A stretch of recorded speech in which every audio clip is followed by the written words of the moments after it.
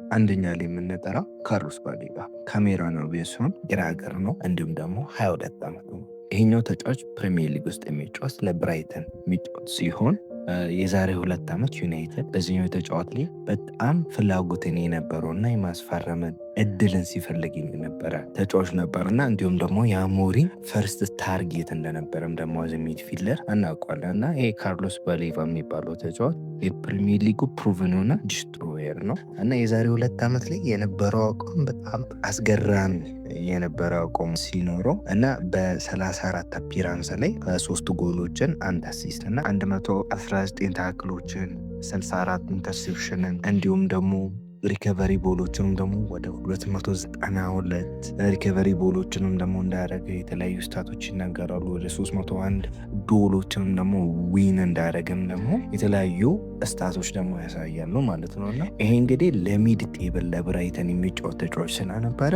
በዛን ታይም ላይ ይሄኛው ልጅ ደግሞ ሞር ወደ ቶፕ ወደ ሆነው ክለብ ውስጥ ደግሞ ሲሄድ አይነት አቋምን ያሳያል የሚል በዛን ጊዜ ዛሬ 2 ዓመት በጣም ስለ ካርሎስ ባሌጋ በጣም ሲወራ ነበር እንደሚታወቁና ነገር ግን ብራይተን ለሽያጭ እንዳልቀረበ አሳውቆ ነበር። በዛን ታይም ዩናይትድ 75 ሚሊዮን ፓውንድ ቢድ ለማድረግ እየተዘጋጀ ነበርና በዚህ ሲዝን ግን ካርሎስ ባሌጋ አቋም በጣም ወርዷል።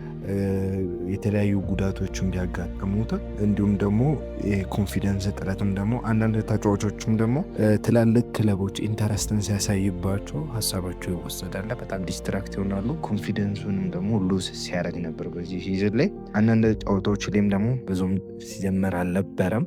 በዚህ ሲዝን አቋሙ ወርዷል። ከሱ ውስጥ አሁንም ቤስት ማውጣት የሚችል ነው። ለምሳሌ ማይክል ካሪክ ሚድፊልደር ነው እና ሞር እሱን ለመቅረጽም ደግሞ አይቸገርም።